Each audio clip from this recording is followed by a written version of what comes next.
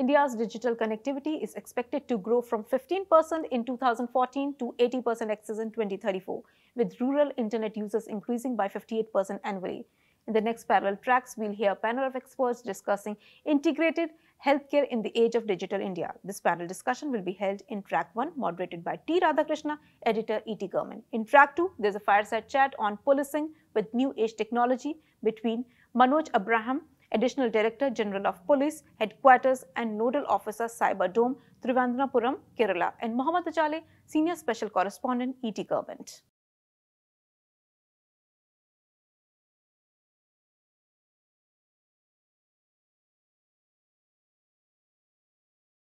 Hello and welcome to ETGovernment National Governance Virtual Summit.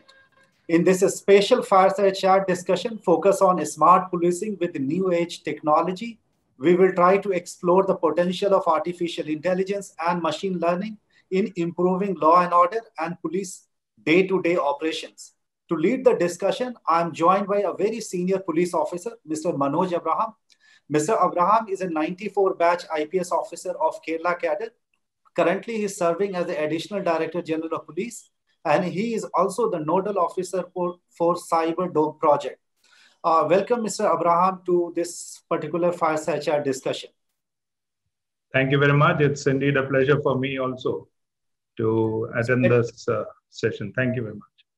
Right. Let me begin with asking you, for most of the government organization, even for the police, last 1 year has been quite challenging due to pandemic. So I'd like to understand from you, how did you use technology and how did technology primarily help you in mitigating the challenge of pandemic?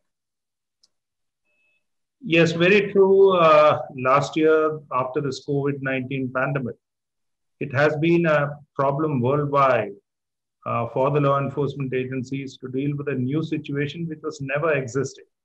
Basically, police department is a department which functions as per law and fixed SOPs, that's the standard operating procedures to deal with various situations that come up in between. But what the pandemic did was it really put our SOPs for a six, because this was a totally new area where we had to follow a lot of health protocols, etc. To do the policing. So the basic paradigm of how we used to work, how we used to enforce law, or to provide security, or to ensure that the criminals are brought behind bars, everything changed. So it was a totally new world out there. And so that is the situation where we understood that technology can be very handy in actually changing the way we function, the way we deliver our services, etc. So technology actually came in very handy because this pandemic itself was on the pretext of the major concern during the pandemic was to follow the health protocols of keeping a distance, washing your hands, and following all those mask rituals, etc. So that had to be done. And policing is basically a job which is with the public, with the contact, going to the public, doing job in the public, and handling criminals directly. You have to arrest a person, you have to go and actually catch that person and put him behind bars. So everything changed. Actually, nothing was possible with all this health protocols coming in. So we understood that technology actually was one of the biggest answers to all these things, and we use technology in a multiple ways as such. First was, of course, the use of drones, which was done by Kerala Police to a great extent, where we use drones for enforcing discipline, for enforcing the lockdown.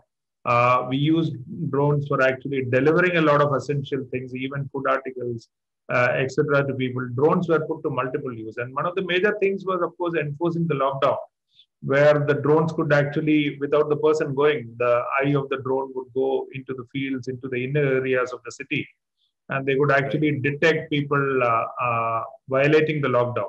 And it had a very salutary effect, a very deterrent effect. Also, the moment people used to see a drone, they used to really follow the lockdown. So drone was one technological factor we utilized. Apart from that, a lot of technology we utilized in actually putting all these health protocols. One of the major things was basically to look at quarantine, to ensure that the people on quarantine don't break the quarantine.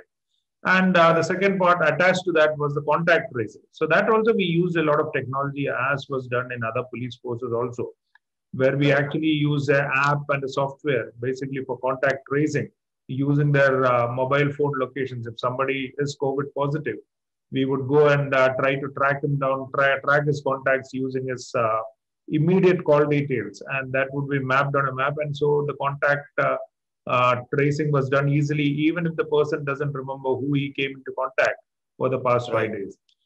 And similarly, over the quarantine enforcement also, we actually through the mobile GPS, through an app, we could actually get that the person is violating the quarantine or not. So such sort of technology also was utilized to ensure that this kind of the quarantine is fully implemented. Absolutely. Then, of course, we used a lot of technology to ensure that the public services are rendered, because during the lockdown, during the COVID protocols in place, people could not go out, do their usual shopping. They could not go out to the hospitals and meet their doctor for various small requirements also. And a lot of essential things did not come to their homes also, because otherwise the e-shopping system was not working. So we put in a lot of shopping apps. We put in a police shopping app. We put in a telemedicine app, which actually the members of the public could actually go and use that app to actually contact the doctor through a video call. And all the small consultation, whichever they wanted, they could actually do it over the tele app. We also made our police canteens also go online. So the policemen also need not come to the canteens or to the shops, etc., to buy food. The articles were delivered to their homes as such. So another area that we really used technology is basically for protecting children also, because we found during the pandemic, one crime that really went up in multitudes, or almost around 300 to 400% was crimes against children, online crimes against children, where we have a transmission of CSAM material happening on a day-to-day basis, because most of the pedophiles were locked up in their homes and the students. So it was easier for them, and we found that during this period there was a huge, tremendous increase in CSAM material being transmitted over the internet. And that is one area where we concentrated on, because protection of children is one of the major things that we need to do. And we actually activated, we have a specialized CCSE cell. And using that cell, using a lot of technology, we activated the activities against children. That's the transmission of online material, CSAM material against children. And we actually detected a lot of cases also. We intensified a lot of patrolling in this regard. We actually put up a lot of do's and don'ts on the internet through various videos, awareness posters, videos by celebrities, etc., saying that all of you should follow the protocols, etc. And that also was taken very well. Absolutely. Another major aspect where we use technology with the social media awareness generation. Kerala Police is one of the agencies that is the number one on various social media handles, including Facebook. We are the number one page in the world.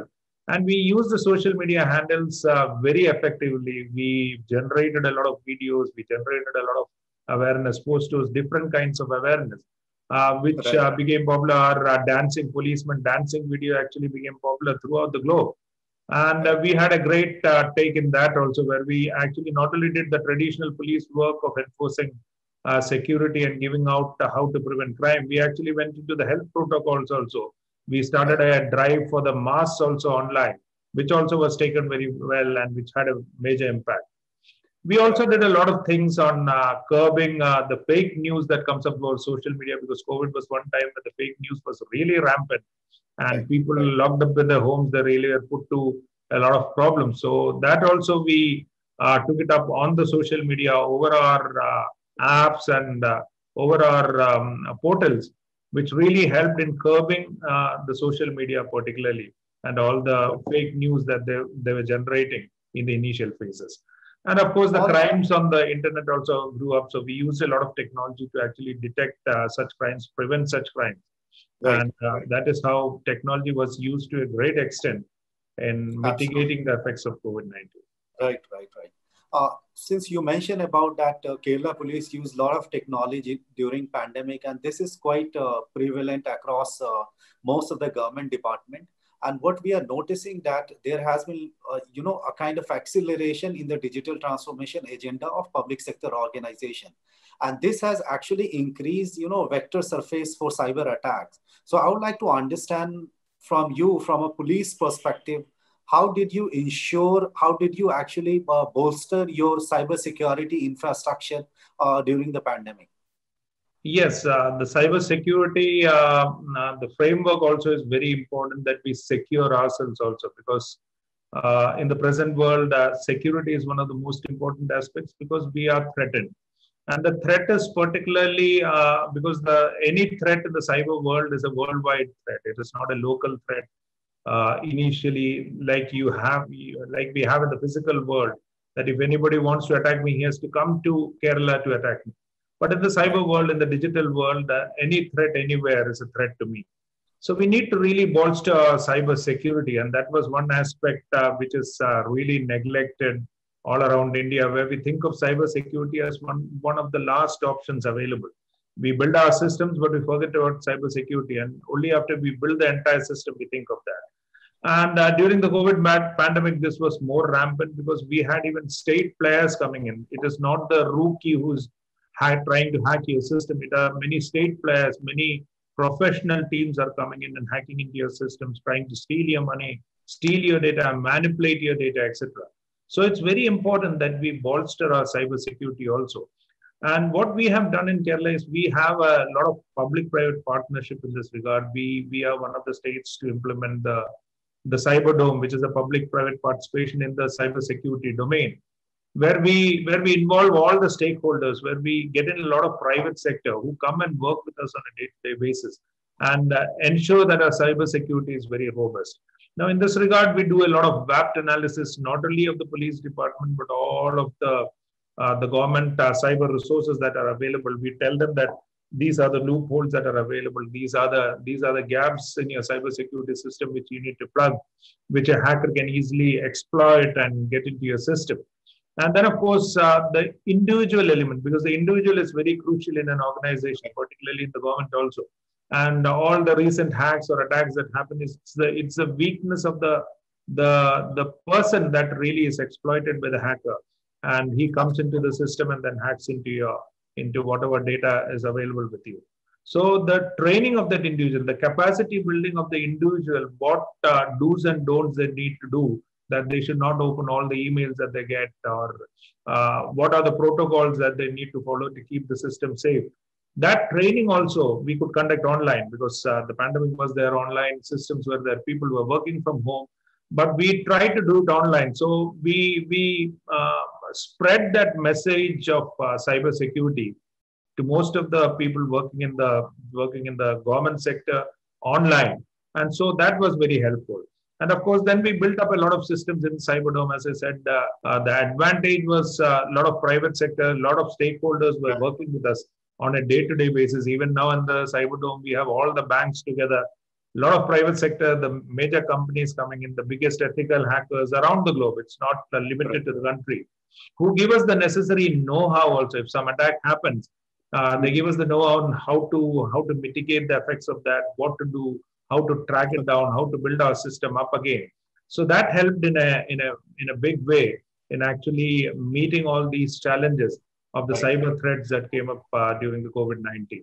And then, of course, we moved the government for budgetary allocation, because that is another aspect that is lacking in government, that you don't spend any money for cyber security or to put up the right person. So that also what we moved the government, and the government was good enough understanding the requirement. They pumped in the required funds, so we could build up a very robust system to secure the cyber resources of the state also. Absolutely. And what are going to be key technology focus for you down the line in 6-7 months, or maybe in 1 year? Basically, it is. We know that the focus basically during the COVID-19 has shifted from the physical world to the digital world. For a law enforcement agency also, we see that there is a clear change in basically the crime from the physical world to the digital world. And so it's very important that our focus also shifts in that manner, because Most of the police force is now equipped to handle these physical crimes. But we find that equally in the physical crimes also, there is a great percentage of the digital element there. And the crimes in the cyber world are also increasing. So what we need to do is basically the most important thing is to build that capacity building in the department, because the number of crimes are increasing. And so the focus has to be on the capacity building of the police officers who are working in the field. Everybody should be cyber educated. He should be aware of the major cyber crime, and he should be able to handle at least the basic cyber crimes. So that is one of the major focuses that we are looking at. It's basically a focused approach to solve the problem that is actually there in the current times. Because the current times, as I told you, it's the problem, cyber problems, the frauds are increasing. And so the focus also has to be in those regard. And it's a very dynamic thing. It's not that you have a cyber crime, you train somebody, and then you can rest on your laurels. No. The change in the cyber crime, the trends are changing every month. Every 6 months, you have that the totally new crime has come in. The technology has totally changed. So this training also has to be regular. This capacity building is a very dynamic process. You need to keep on looking at the whole thing.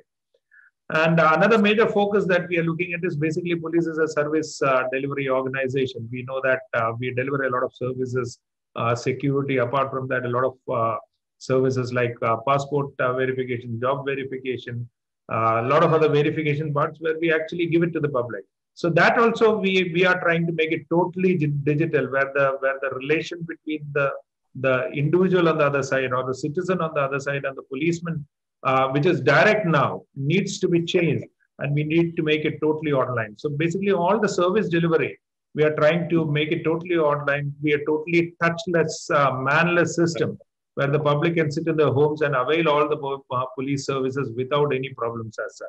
So in that regard, we'll be using the AI and basically a lot of blockchain, which is an emerging technology which can be used very effectively using cameras and the latest conferencing technologies available to ensure that the services that we are rendering now are delivered to the doorsteps of the people or to the laptops of the people. So that is another major focus area that we are looking at. We have really come out with a lot of apps, with a lot of portals, and we'll be going ahead with this journey also. And another area would be, of course, drones. As I mentioned, drones are one thing which is going to come up in the future in a big way. And we are looking at multiple innovations where these drones can be utilized to replace the policeman patrolling. Now the two policemen have to go on. A drone can actually do it if it is using AI and all the required analytics. It can actually do the patrolling parties thing. The robotics, that is another area which we are looking at. Robotics, we have actually introduced our first robo in the reception desk of the CyberDome. But you can have robos for say traffic, you can have robos for patrolling, etc., which is the emerging technology and which can be actually tailor-made for the requirements of the police. So these are some areas that we are looking at in the future with regards to technology. Mr. Abraham, thank you for sharing your views. We are completely exhausted our time. We really appreciate for sharing your views on the role of emerging technologies for policing. You also mentioned about how actually Kerala mitigated the challenge of pandemic with the help of technology. And also as to how we should create a better architecture for cybersecurity, which can help us actually deliver a better police servicing. We once again thank you for being such a wonderful guest. Thank you so much. Thank you very much. Thank you everyone for sharing your perspective and deep insights. Stay tuned for the last set of parallel tracks.